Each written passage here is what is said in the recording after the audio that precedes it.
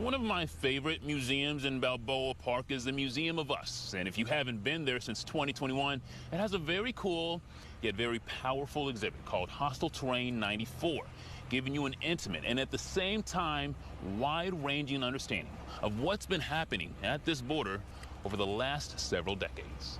What do you bring with you on a journey to an unknown land when you don't know how long you'll be traveling for? Boots that will eventually wear down, a phone or CD player you know will eventually die, a toothbrush to put in your small bag with maybe a couple of other valuables that you can hold on to while you sleep. These were some of the items found on deceased migrants trying to cross the border. What I love about this exhibit, you get to kind of put a face or emotion or feeling behind each and every person that crossed. You see their toothbrushes, you see their shoes that they were crossing with, even some of their intimates. You really get to get a feel or a sense of what it must have felt like for them. Putting the humanity into the story instead of us really having this as statistics or this polarized debate. This exhibit is about humanizing that whole story. Contextualizing that whole story with humanity is what James Haddon with the Museum of Us says this Hostile Terrain 94 exhibit is meant to do.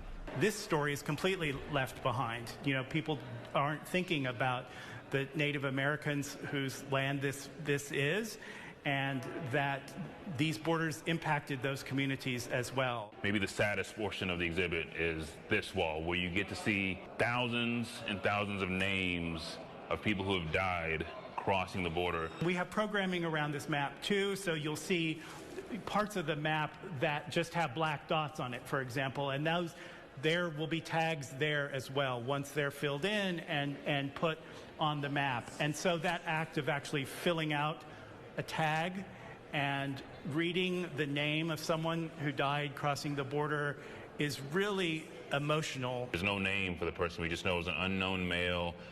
We have the date that they were reported found in December of 2011, and the cause of death, it just says skeletal remains but undetermined. And then we have people like Jose Martinez, who was 27 years old, was found in 2018. His body was found decomposed. So this really is a lot, and even me just reading these names and seeing the different ages, as you mentioned here, some with names, some without names, some whose bodies are intact, some who are decomposed. And that's just a couple of the names I read, but there are thousands on this wall. And I'm assuming a lot of them came in families. Folks visiting the exhibit disheartened while reading the names and ages. They're young. And seeing the treacherous voyage. People made it. The exhibit also takes you far back in time to see how we got here. A lot of us have forgotten about when did that border hasn't always existed. It's an artificial border. It was created in 1848 with the Treaty of Guadalupe Hidalgo, and the impact of that artificial border has been immense over time. It has separated communities like the Kumeyaay communities, which still have communities across the border in Mexico and, of course, across here in San Diego County and beyond. And at Hostile Terrain 94, you can also learn about how things have changed over the years, specifically in 1994 when the U.S. Border Patrol implemented the Prevention Through Deterrence policy. That's where it closed off historically frequented crossing points near urban points of entry and funneled migrants through very remote and hostile terrain. The Undocumented Migration Project, who worked on the exhibit, says since then, more than 6 million people have attempted to make the perilous journey. At least 3,200 people have died. The museum is open to visit Hostile Terrain 94 Wednesday through Sunday, 10 a.m.